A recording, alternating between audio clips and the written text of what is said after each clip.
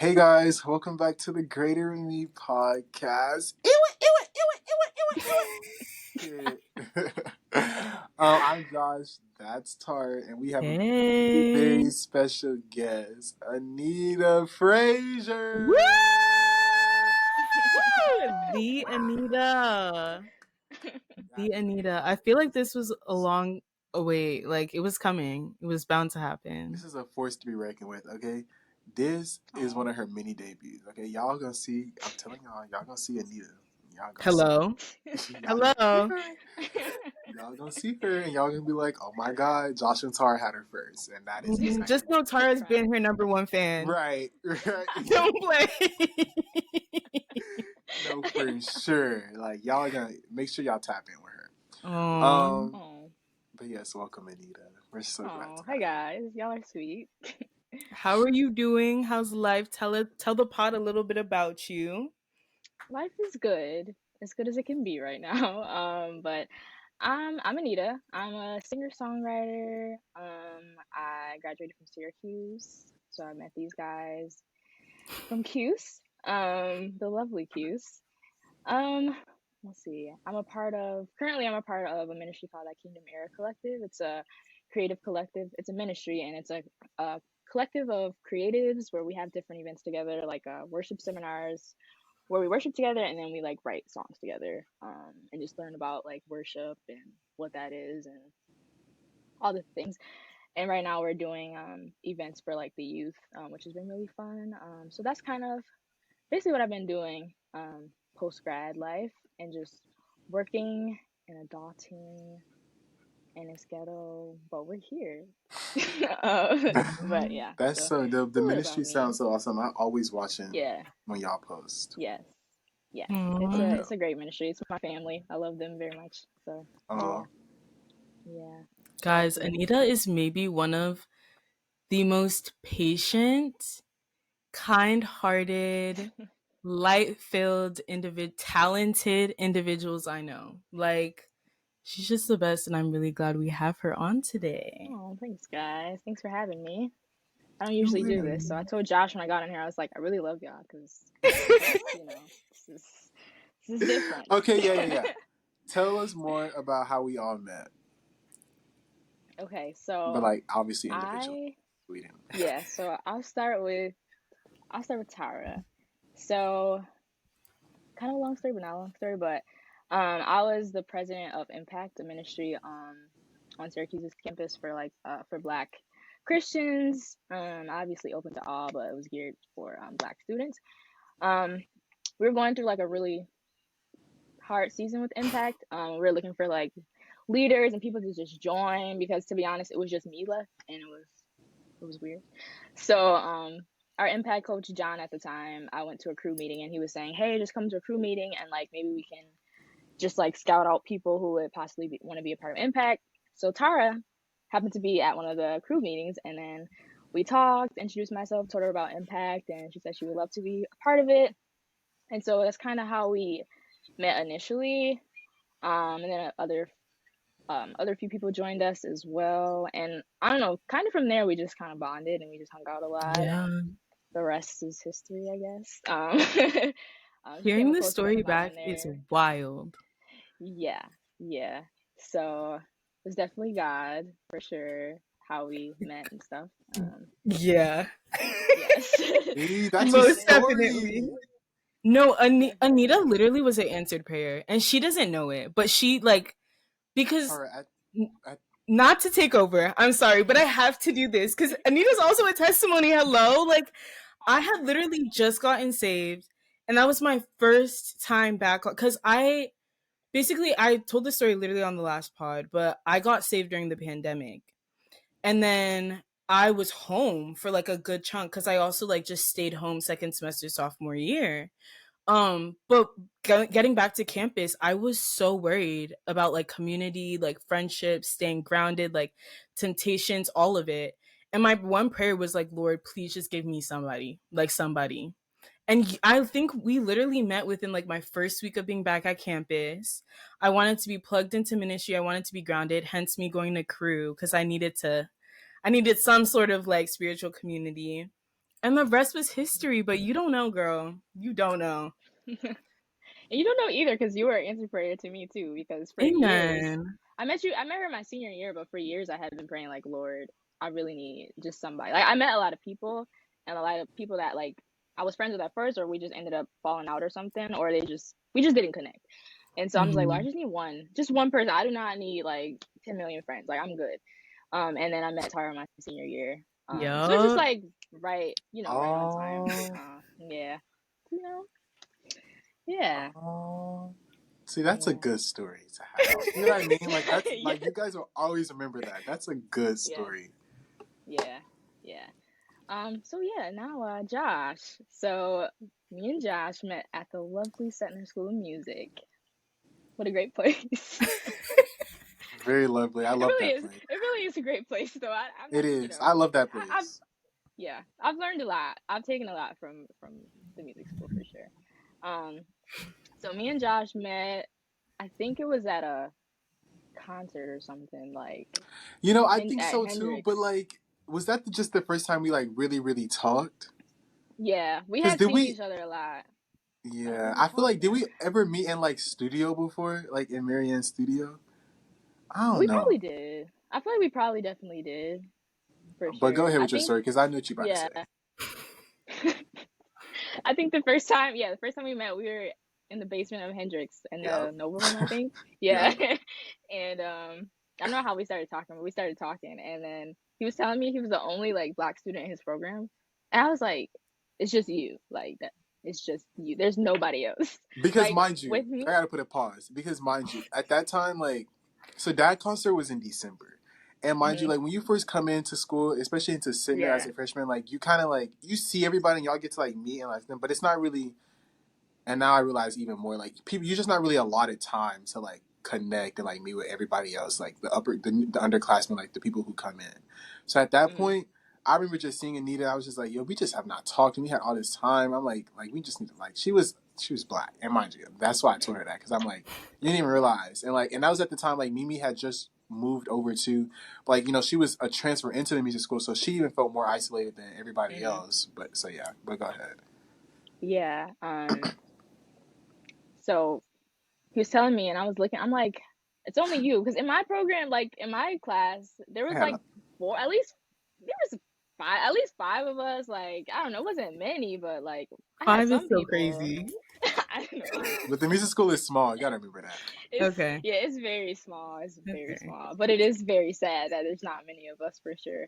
But I was like, I can't imagine if it was just me, I would have transferred. Like I would have been gone.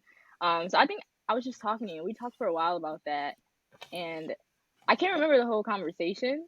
But we connected on the I fact do. that you do. Yeah, you go ahead. I do because again, Anita is an interpreter too. Like that day I asked her, I was like, "Have you ever thought about transferring?" Because I remember Yes. I was telling my mom that whole semester, Anita. Like I promise you, like it took me a good 3 weeks. And I was just like, okay, like this is about to get old real fast. And he was like, "Yeah, I want to transfer." And but then I think that's when I told her that I was the only black person. I'm like, it's just hard for me to feel something in here because like nobody really gets me and nobody also tries, and I feel like I'm the only one that tries. And you literally were like, "Yeah, I feel you," but she told me she was like, "If you want to, like, just do it now. Like, the sooner is better." But she was like, "The more I stick it out, the more I realize like it just made me more resilient. All of this." So I'm like, okay. Like I was like, whatever. Like yeah, like, and to that day, like that. Even that semester, I had already. I think I reopened a Common App application. Like made an account and everything. Like I wanted to I wanted to apply back to the school that I was going to go to in the first place.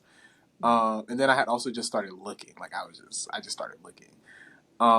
But Anita just that day just sort of became like my beacon of hope or like light because then like I think at that point too like I was already talking to Naja a little bit too. Um, but then that next semester like things just sort of to line up still and it was still very rough because in that following semester that was my worst semester by far at this university. Um, but yeah, like that's how we met because we were just talking about school and everything. So y'all met during her senior year or her junior year? I think.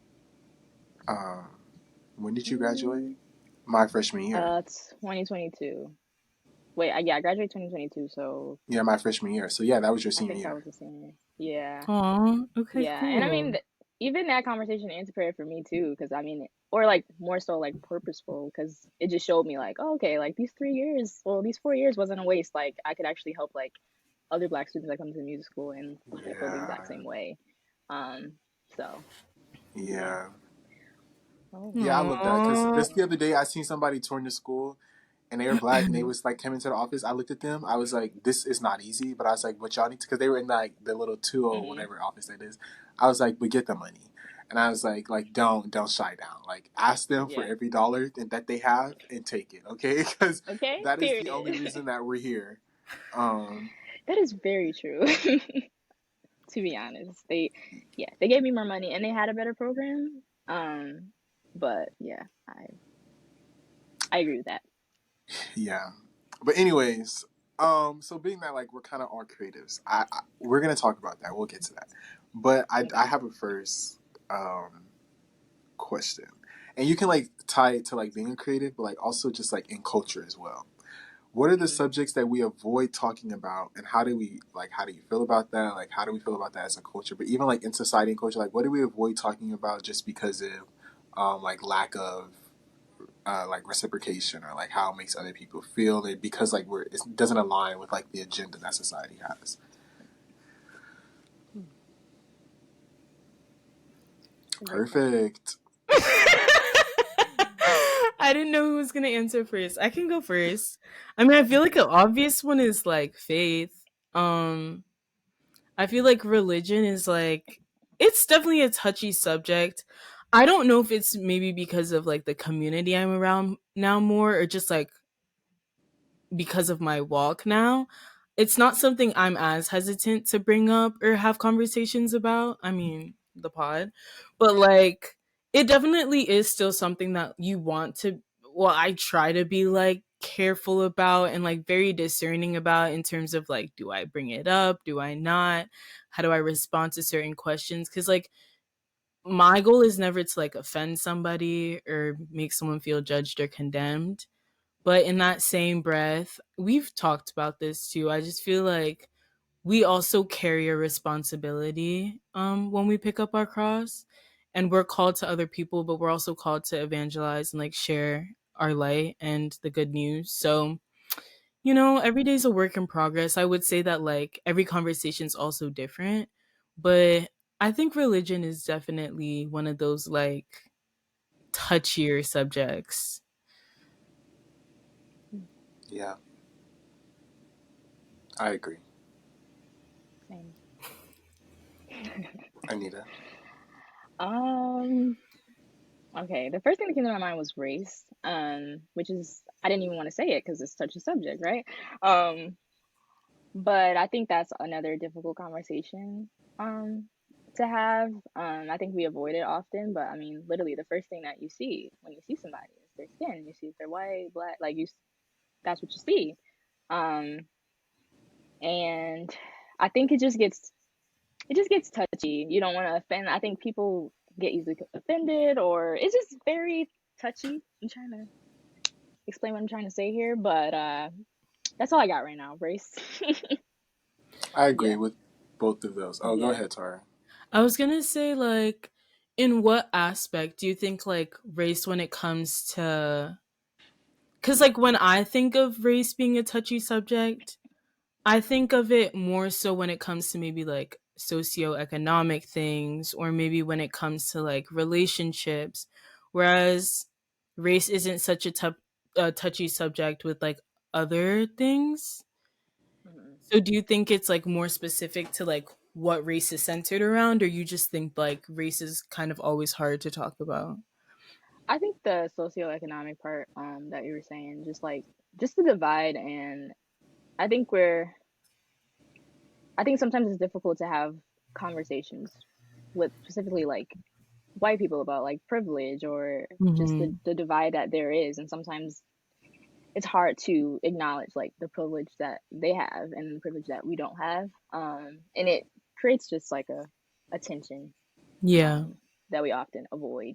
And yeah. to be honest, I avoid those conversations because I get really fired up to just kind of like protect, to like protect myself because sometimes people just be saying crazy stuff. So it just, Mm-hmm. you know, yeah, Um, I agree. I was just having this conversation with someone else this past week about that, and I think the biggest contributor to why race is such a hard topic to talk about is because of white fragility. Mm. They can't. It's one thing to like be corrected, but like it's the response to me like after. And you notice how like after the fact, it's always like, oh my god, like it's like a big switch of like they're like praising you all of a sudden now, like oh my god, like da da da. Instead of just being like, you know what, like you're right, da da da da, like I apologize. Okay, like let's move on. You know what I'm saying? It's the overcompensation for like for the wrongs instead of just like acknowledging it and like moving forward. Um, yeah, I okay, agree. but yeah. Um, okay, now we can get into like being a creative. Okay, so Miss Creative, and as we all are too. As a Christian, or but like also like as a believer, but like in this world, we talk about that in our podcast too. Like being in this world, but not being of it. And maybe you could talk about your campus ministry as well, but not your campus ministry. You're you're not your Yeah, ministry. I got But it. like, how do you feel that? I don't know. Like, what are the boundaries to like? What are the different conversations that y'all might have, or that sometimes you have with yourself about being a creative, but also like being called to higher thinking. So like, not maybe always fitting into the box that like per se like I guess that is Hollywood or like like the mainstream stuff. Um, yeah, Yeah, I think that's something that I like grapple with a lot, like being a creative. I think it's like I feel like just being a creative that's not Christian sometimes is a little bit easier because you don't yeah, have the different boundary lines. You can kind of just create what you want yeah, and not care. for As a sure. Christian, you also have to like set an example. Like, you have to be a reflection of Jesus as best as we can. So you have to set boundary lines. You can't sing or create what everybody else creates. So sometimes it's hard of like drawing the line like, okay, what is like worldly, like what is too worldly and like what isn't. And I think sometimes you get like super like judgy Christians too, so it's like you're trying to like appease like two different audiences, if that makes sense. Yeah, So it gets like really tough. I mean, I think sometimes as a Christian creative, sometimes you feel like, sometimes I feel boxed in, sometimes I feel like I can't create like everything that I want to create because to like a judgy person, it might come off like, why is she singing this? Like, you yeah, know what I mean?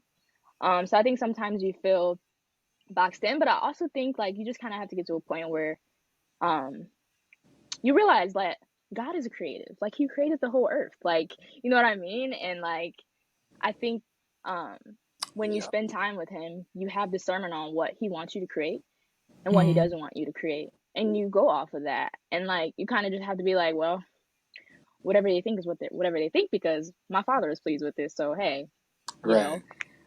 So that's kind of sort of what I grapple with. Hopefully I answer your question.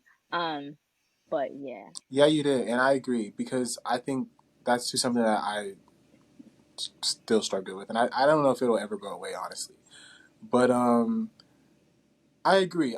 I don't think that there's somebody that everything stays within the four walls of the church because that Yeah. is not evangelism.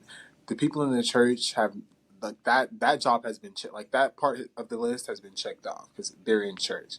Now, who's dealing with the rest of the people in the world? Like somebody, God has still called somebody to go other places and sing another song, sing something that may sound a different way than that's not traditional or something. Because the person in the club still needs to be saved too, you know. Um, and I think we talk about that frequently a lot. Like sometimes it's just your light that people see that like draws them closer to things. And you can still go out and be a good time, but you can also be like the Christian person in the room or be the person in the room who's like setting a different example. And I think like with creating, like sometimes you just have to think beyond yourself. Because yeah, I think you can still get a message across without necessarily always um, for the sake of me and I guess us, like making music, like it doesn't always have to have like the scriptural text. Like it doesn't have to be like a gospel song, even though that's what I want to make. But like still, you can make a message and still have a heartfelt like emotion to it, and still drawing in people without it being the way that the church only sees it with that backlash as well. Yeah. I think too, like I was hearing you speak, and I would just love to hear more of, because like a big thing for you, Anita, is like songwriting. And I feel like even when we were first like becoming friends and getting to know each other, like songwriting has always been something that's big for you and like seemingly comes naturally to you. So do you feel like it's more so just allowing the Holy Spirit to create and move through you, and you just like being obedient to whatever you're being led to and like blocking out everything else? Or do you think it's more of like a balancing act where you're like taking inspiration from the spirit, but you're also just like testing out the waters with like, what do you think would land in culture and like land to like whatever audience you're catering to? Like, do you think that you have to do both, or do you think it's just like, I'm gonna just create what he's leading me to create and not even just like question where it's gonna land? Ooh, that's a good question. And you, A Josh, part you of me can wants, answer too. hmm, a part of me wants to say both, but then a part of me is like, no, like let's just be led by the Holy Spirit. Hmm. Yes, yes, be led by the Holy Spirit. Because it's also a business, and like, That's a good Yeah, question, you Tara. know, it like is. there's also a reality of like, okay, like how are people going to respond, and like obviously not letting that be the only thing that leads you, but do you think that you like you do both, or like, you know what I mean? Mhm. Yeah. I mean, I think I guess like you want to first be led by Holy Spirit. Like I think Hmm. everything you should do should be led by Holy Spirit. Um, but then there is a factor where we do live in this world, but we're not of it. But like we live in this world, so there are some Hmm. factors where you do factor in like culture and you know what I mean. Like for Yeah. example, this might not answer the question, but like TikTok, like there's algorithms on TikTok, like so Hmm. there's certain times of day when you want to post.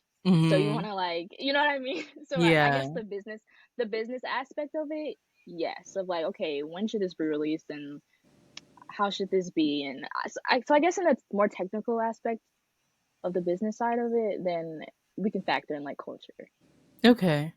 So it's Yeah. never really on the creative aspect of it. It's more so just like once the creation is done, how I'm putting it out is then I'm like taking in the worldly factor of all of that. I would say yes right now. Okay. Yeah. Still formulating an answer, but yeah. Yeah. Just because I think it's so interesting. And I, speaking from someone who's not in music but consumes a lot of music, I You're think it's creative really, as well. yeah, Really but just, yeah. Okay. But I think it's so, I just, I think it's so interesting to like watch people in terms of like how they like brand themselves, but then also just like how they put things out and how they go about putting things out. And then obviously the response, like you said, Christians can be very judgy. And then I'm listening to something, I'm like, this is a vibe. Like, I'm like, I like it. But then you're like in the comment section, people are going off like heresy hunters. And it's just like, I just think it's kudos to y'all because it's a lot. It's a lot. yeah. Um, I think business is biblical, honestly. If you, Mm-hmm. I think there are signs in the Bible that like, well, business was conducted. Like to me, it's always come down back to character in the way that like you handled business and conducted it. The only thing that comes to mind right now is Abraham and just how he was just known for like his just generosity and just his hospitality. In the same, he just accumulated a lot of business for it, like his family and everything. But like he never let that like be the forefront of his mind. But like he was still a generous person. He was kind and he still had a good like he had a good hospice to him. Like people knew him to be like a generous, charismatic person, you know. And I think that's what people remember. Like if I relate that to like now, like in the world, that's what people remember. So far past the talent or the product that was put out anyway. And sure, yeah, there are a lot of snarky people or a lot of people that we may think that may not deserve a certain thing. A lot of people in a lot of places, but in reality, like character didn't get them everywhere. Some things are bought. So like when it comes to like the business side to that, it's just like I think resting assuring that like nobody can take away from you what God has for you. So Mm-hmm. like even when you think that you should be somewhere, that you should be on a certain stage or a certain platform, everything is not accumulated in a holistic manner. Okay, like, and I think when you are so sure of who you are in Christ, and like who God has called you to be, like it doesn't really matter to me, like what other people perceive me as, or like what platforms, because like I know that, like I know I'm wealthy. You know what I'm saying? Like I know, like, and I know the people who are gonna like hear what I have to say. Like I know people, it's gonna be heard by whoever needs to hear it. You know, and I Mm-hmm. know that no man can take away what God has for me. And that Yeah. then when I still get to those places, they're like, "Dang, how did Josh get here? Like he only had $5 to his name." You know what I'm saying? And it's just like, yeah, I just like God handle it. And it's just like I don't know, like I'm just comfortable with that. Mm-hmm. Yeah. Um, but yeah, and to talk more about like that comfort with God, like I don't know, like how does that lead us all, like just or maybe even the discomfort, like in the spaces that we go to, um, like how are we led to like just be comfortable with where God is taking us or where He's not taking us, or just rest, like just finding rest in the fact that like He's still God and that like it's okay. I know for me, it's weird because I find more comfort in the things that God is calling me away from than sometimes the things that He's calling me to. And I'll explain in the sense of, when low key, like you're fine not doing something, but you also feel like kind of guilty because, like, okay, let me give you like an actual hypothetical. Let's say somebody like invites you to a birthday party, and like you would love to go as a friend, and you should go as a friend, but your parent doesn't want you to go, and also a part of you is like, you're fine with that, like you're fine going, but you also like would go to support your friend, but like your parent is like a easy write off, so it's just like, oh, I can't go because my mom said I can't go, and like end of story. Does that make sense? So Yeah, for me, it's that same sense where, like, if God is calling me away from something, obviously it's harder with the things that I'm actually tempted to do and like I have to kill my flesh off to do it. But 9 times out of 10, like I'm already not crazy about it anyway. So it's like, God told me no, and it's like, fine. But then I find a lot more discomfort when God is calling me to do something. And I'm like, hold on, like, hold on, wait a minute. Cause I was comfortable like not doing anything too. So I think that it's just, I'm in a season of just being like, Lord, even when I am scared, let me still be obedient. Like doing it even when I am fearful and even when I am afraid. And I think that that's something I've gotten a little bit better at, but there's so much more room for improvement. And honestly, y'all can answer, but then I'm going to have a question too about how y'all get over this stage fright and the performing anxiety and all of that and still hold on anchored to Christ, because I can't understand that. I can't get it.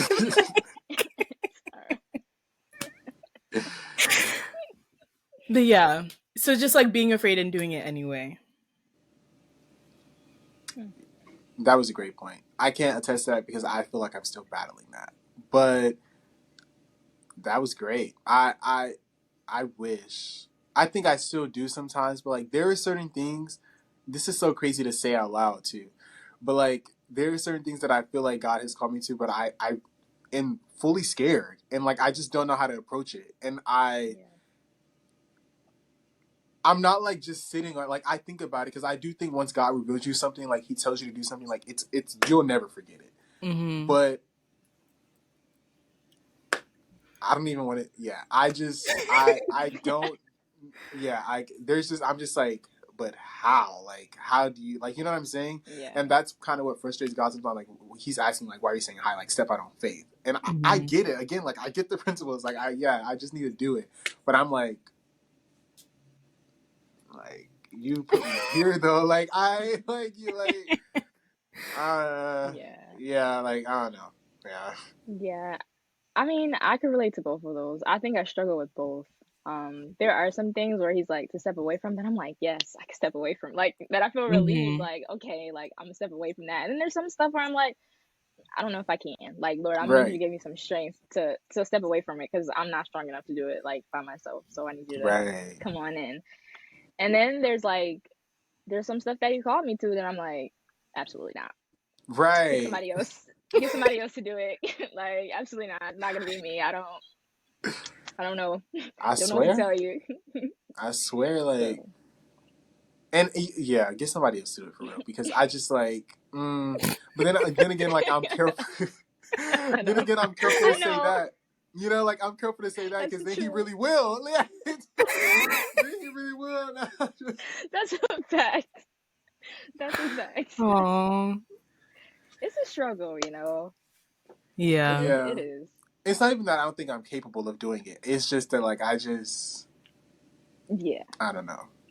I think he specifically called me to do certain things in certain spaces that like I don't want to do in a certain space. But if I was Yeah. around a certain type of people or in another space, it would be easy. And I think that's exactly why he's revealed it to the in a hard place because it's like this is where you need to be. But Mm. Yeah. Yeah. And I mean, a lot of the stuff that he calls us to is like, I think what I think about when he calls me to stuff is not like I feel like okay, I can do that, but like, what's it gonna come with? Like, I feel like right, a lot of it comes with a level of attack, or it just comes with a lot. Like the responsibility of like carrying it is like, being am I able to exposed. withstand that? Yeah, Yeah. So I think that is another thing that I grapple with because it's hard. it is hard. Yeah.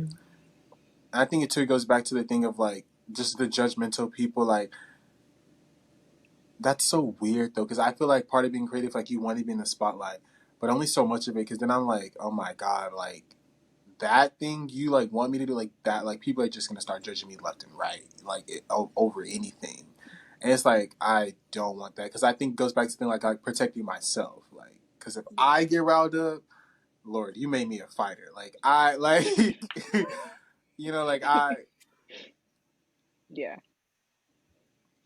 yeah Okay, yeah. What's So then I don't know. I just think that that's so interesting, and what's crazy to me is everyone is so different because I would say too, like God has obviously put a calling on both of your lives to sing, right? And like y'all perform. But me personally, if that was what God was calling me to, I think that I would really like be like, hold on, wait a minute, like wait, wait a minute, because like I genuinely think that singing in front of people is like one of the most vulnerable things you can do. Like you are fully letting your guard down, and then when it comes to gospel music, like worshiping, not only are you completely letting your guard down, but you're also inviting the spirit to move through you. And that is like, whoa. So, like, can y'all speak to maybe what the process is with that? Why you feel like you weren't so fearful of accepting that calling, and maybe how it like compares to other things that you maybe feel like God is calling you to or leading you to?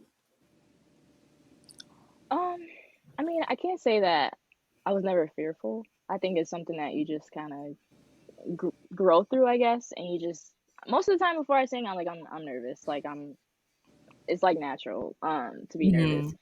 Mm-hmm. But I think like when I was little, like I wouldn't sing in front of anybody. Like no, I I like to sing, but I didn't want to do it in front of anybody. And then eventually, like when I had to sing at school, like I would start singing in front of people. So I think it's just like a growth thing. Mm-hmm. Just as you grow up, like he'll make you a little bit more comfortable. But for me, the fear and the nervousness, it really never goes away. Like I feel like I'm always still like nervous.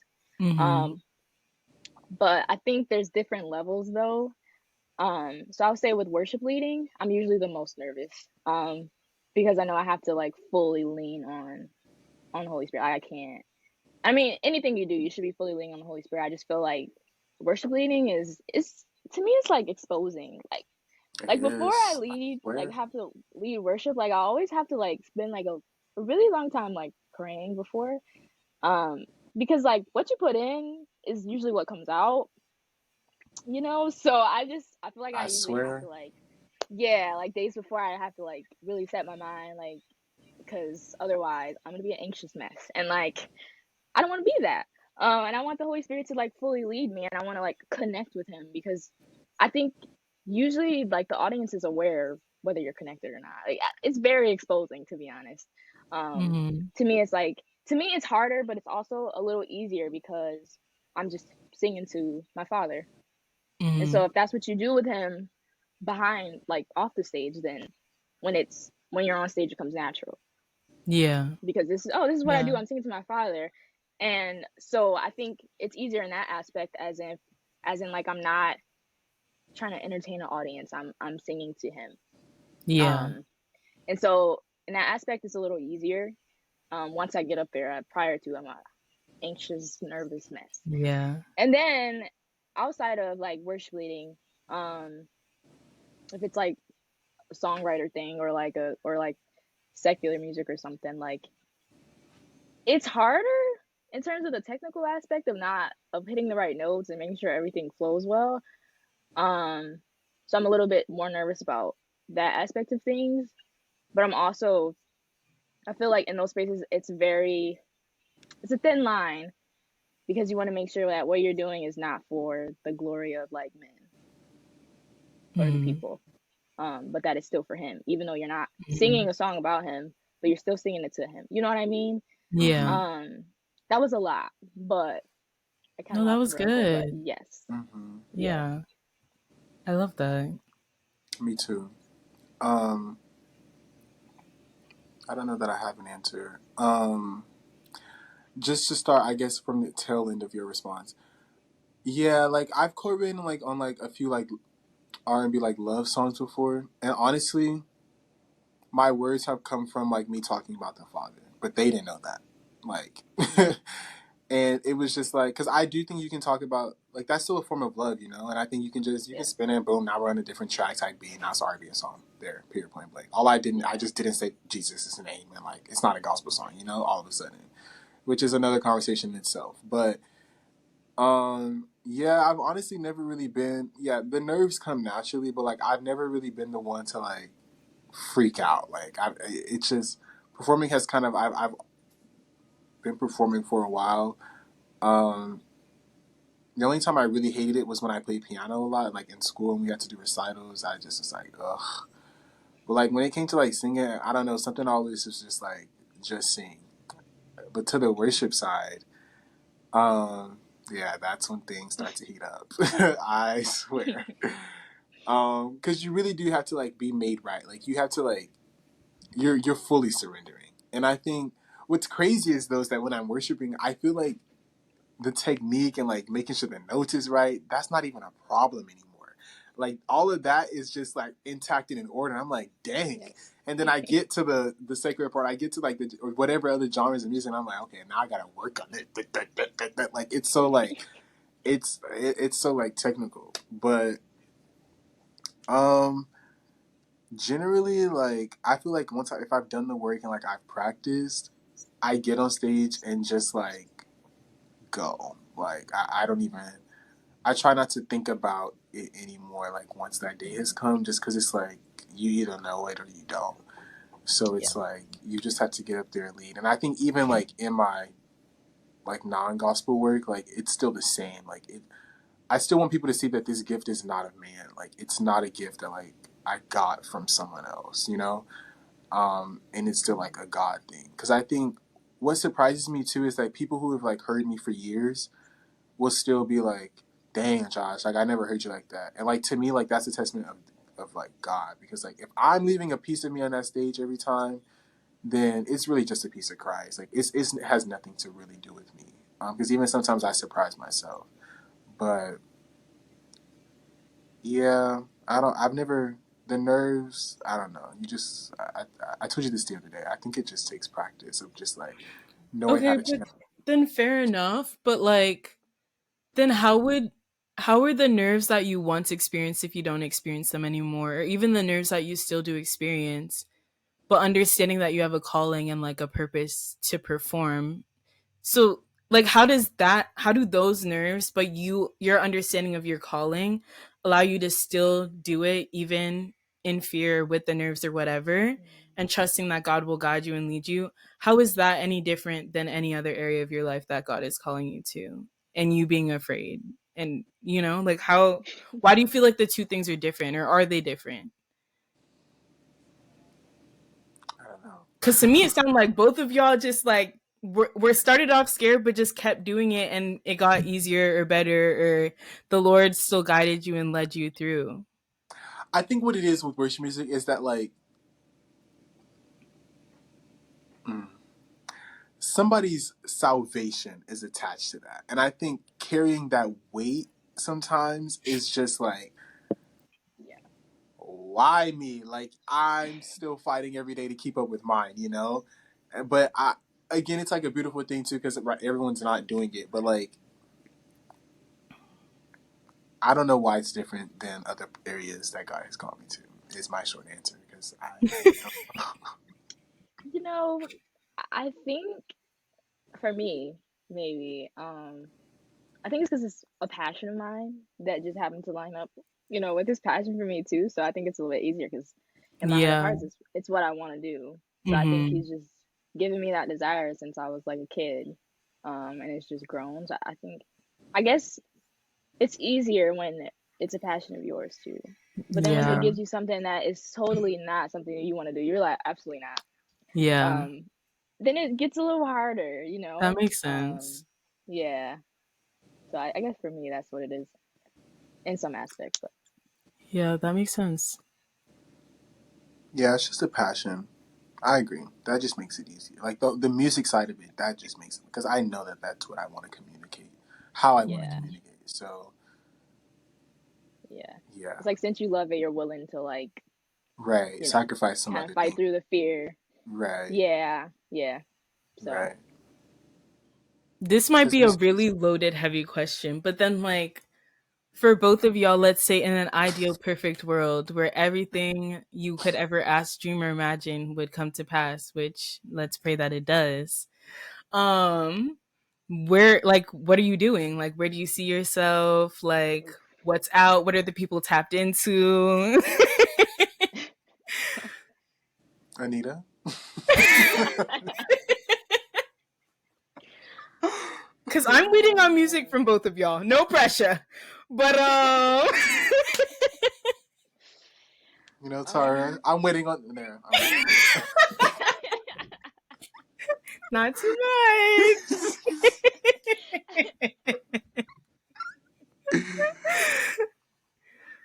ooh, I guess. I guess, okay, let me rephrase that because that's actually really loaded and that's a lot of pressure.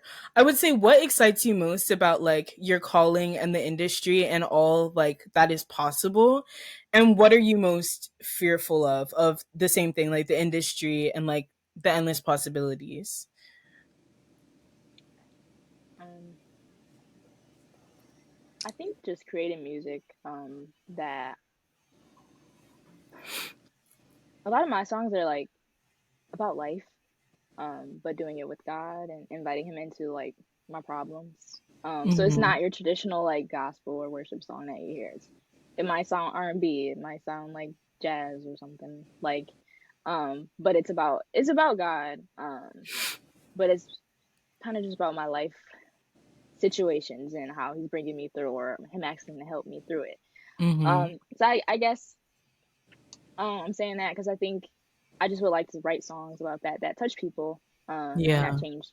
that hopefully change the world, and Yeah. that ultimately brings them closer to Christ, whether they know it or not. Like I just Mm-hmm. pray that like just people would feel like His light through music, through the music that I create.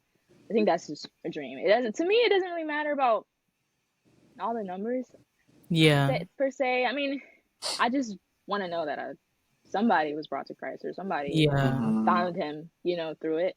Yeah. But then just initially, I just love to like sing. So I think just doing that for me is like fulfilling. Just being able to Mm-hmm. do that, for a living will be great. So Yeah. yeah, I think that's yeah. also so necessary for the industry because we've actually had a we've Mm-hmm. also had a private conversation about it too, where we were talking about how we can really appreciate artists who do just speak about life, but obviously they're rooted in faith, so that comes through their music, whether they do mention God or they don't, like Madison Ryan Ward or like Tori Kelly. But like that is, I think, so necessary for the industry because you have people who are kind of like everyone has different intentions going into it and like different hopes and dreams and aspects, but I feel like that's beautiful to just want to have an impact and to bring light to somebody's life. Yeah. So I love that.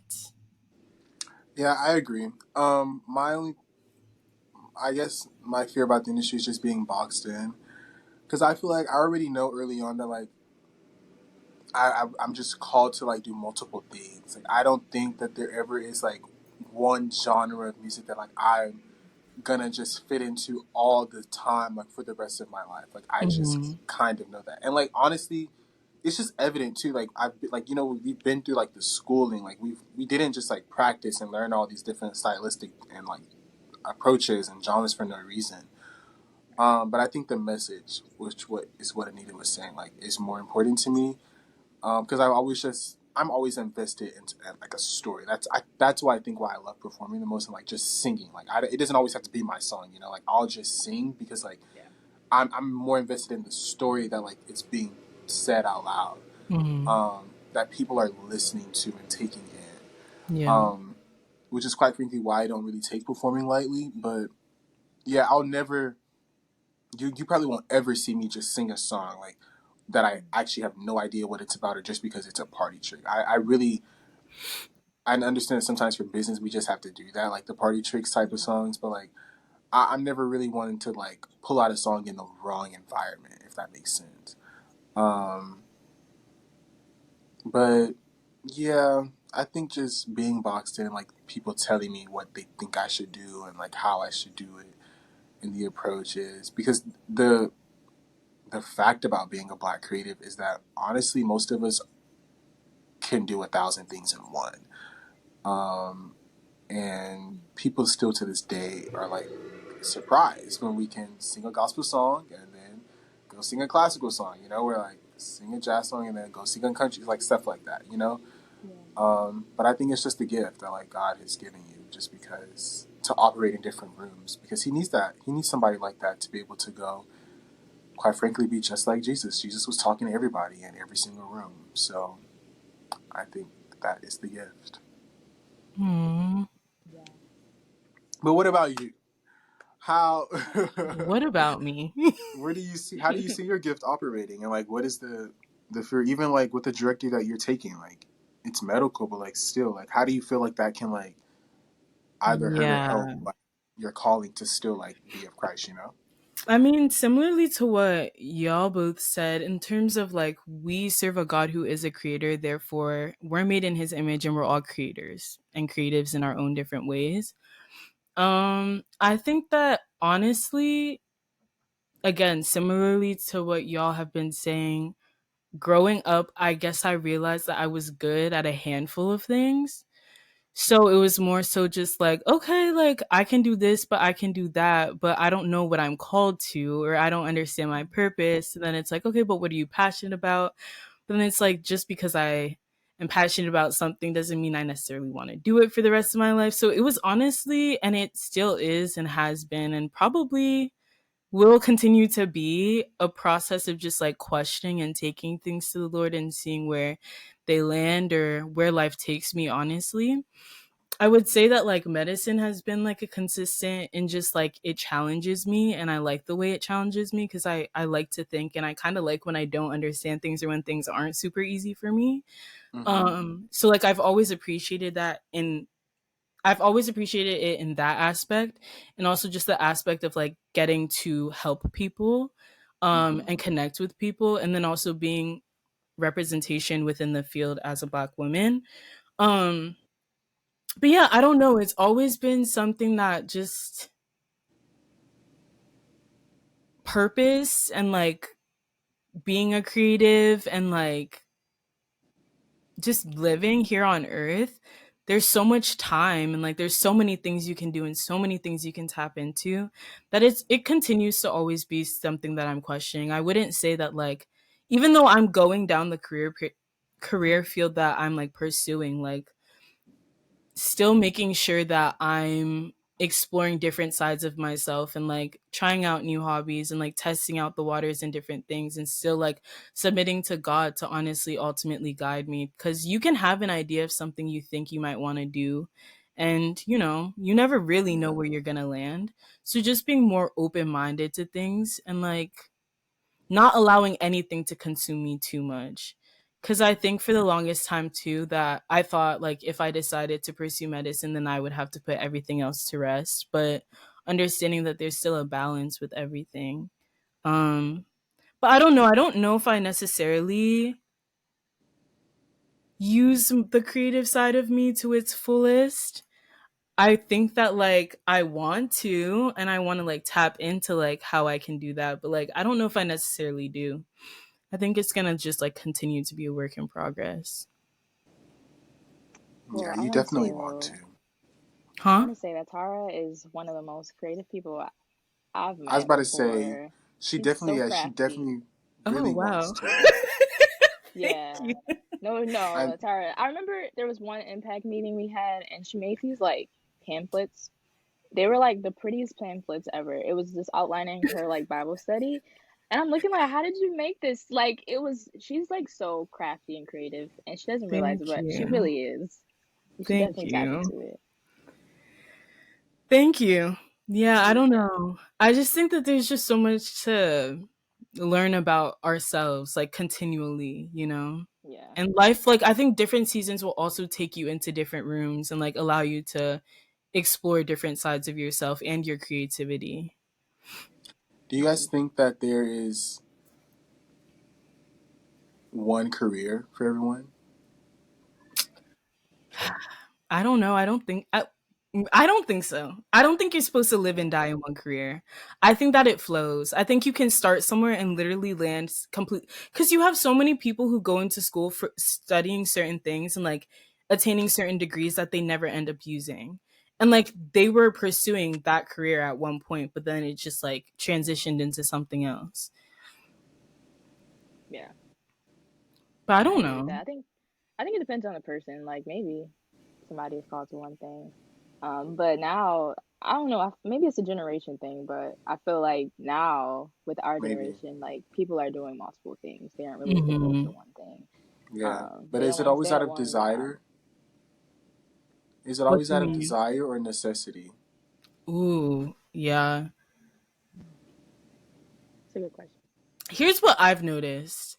I've noticed that people who take the creative route or like the conventional creative route in terms of like doing arts or performing or whatever, like usually that's the career, but there's like a side hustle that comes with it. Yeah, And I think that that side hustle sometimes is still a passion, like building on the passion, but sometimes that's out of necessity. Whereas maybe people who are more passionate about like more like structured or I guess predictable careers in terms of like there's like an actual controlled environment where you know what you put in is like what you're gonna get out. um I feel like they're less likely to have those side hustles, like they just like their career is their life, you know. Because these labels and these PROs not paying. Okay? facts, We're not getting our facts, rights. Okay? facts. They just want to Oh use yeah, are people for y'all their gonna clicks be and like, points. do you think you're gonna like sign to a label or you guys just want to be independent? To answer Well, your previous question, one of my dreams is to own my own label so that people like Anita and I can be put on the map. But like Okay. for the next generation, you know, period. like I want to do that for black and brown people. Yeah, I don't know if I would ever sign. I don't know because Yeah. especially well, maybe I was signed to like an independent label. Um, but it's hard to What make would you money. sign to like what's their label called? What is the label that the Sheards are on? The Clark with Drew, is it Drew's production or something? Would you sign to like a gospel label is my question. Like an independent, but you know they'll still be, aren't they under UMG? I don't know. I think a lot of the smaller, well, not all of them. I know some of them are like signed to like under like RCA or something, Yeah, one of yeah, yeah, those. yeah. Yeah, I don't know if I would honestly.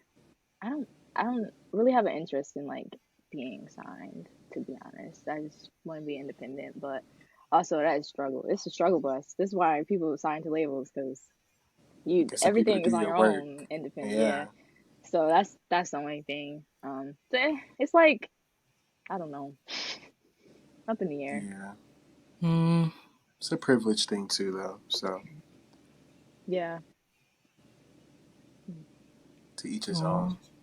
Yeah. Yeah, I don't know. I think that careers do a really good job of keeping us boxed in, but I think that anyone can break free from that box. It's more so just like a an acceptance of like I'm gonna pursue what I really feel like I want to pursue and what's for me, and like I'm fine with that, like independent of everyone else's projections or like opinions or whatever. Um, Yeah. Yeah. You just literally have to take that leap of faith and just trust that it's gonna work out. yeah, Yeah. I think too, when it's all that you have, you'll you'll really fight for it and really dig for it deep. Um, our generation is just really spoiled in a good way. I don't think it's a bad thing. Just more of our generation has our families, than the previous. I'm not saying that those people don't exist still. Like, yes, there's still people fighting for them, but more of us in our generation have like the support of other people, so that it's not always like a drive to like gig every other day of your life because like you need the, you know what I'm saying, like you need the money. But Hmm.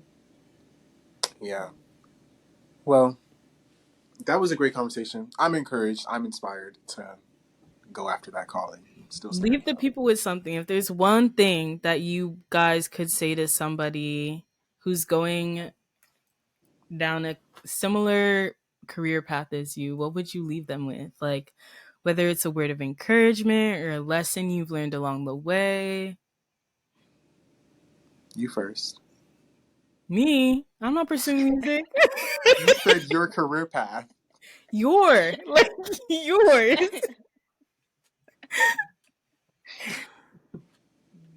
Um,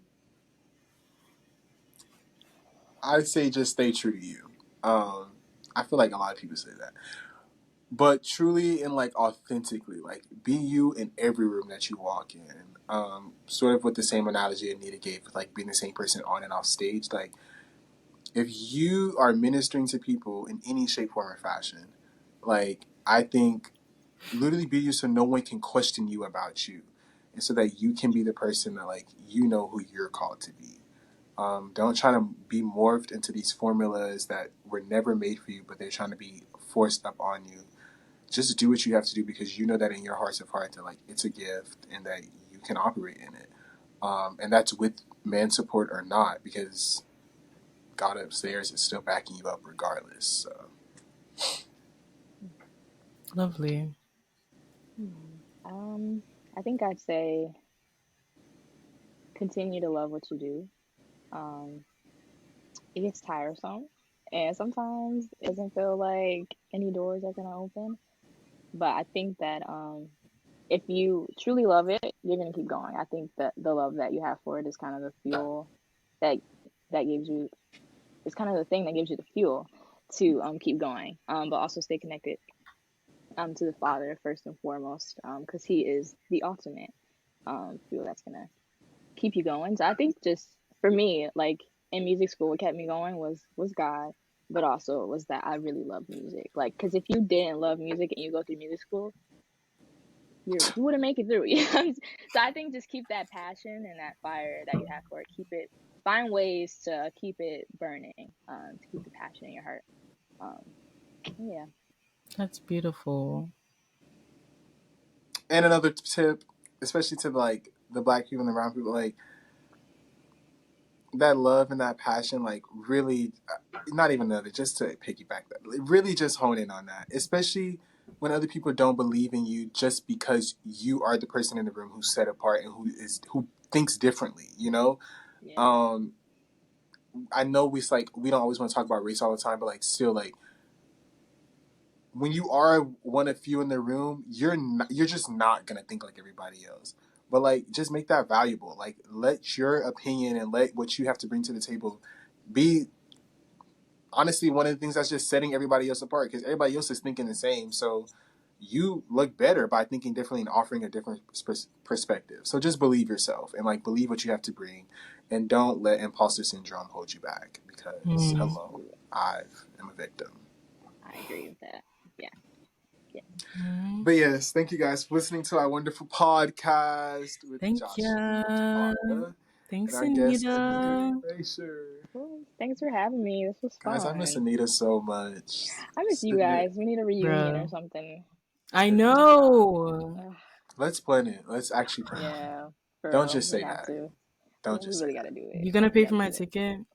No, you're gonna pay for it. You're full of wealth and prosperity. So, along with my ticket to Niger. Okay. So the hypocrisy.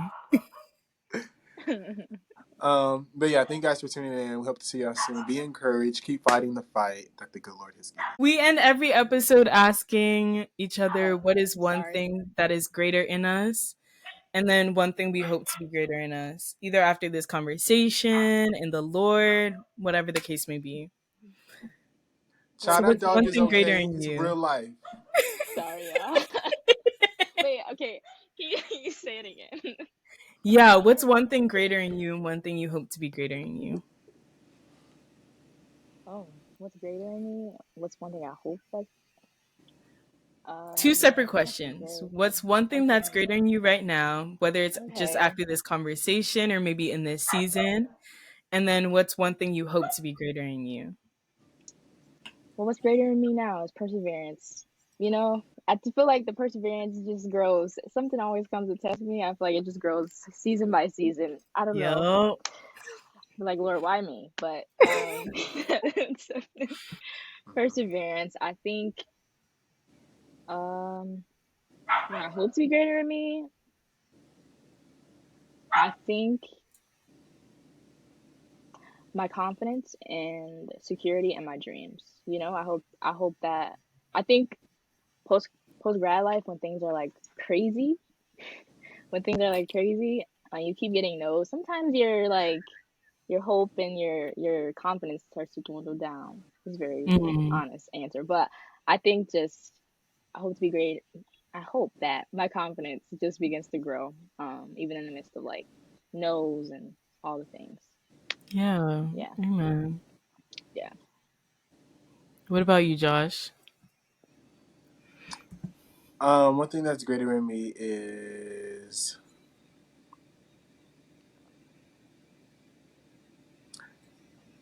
my authority, like the power in my authority to just be able to like command something to move. Um, that has been really strong. One thing I wish was greater in me is just my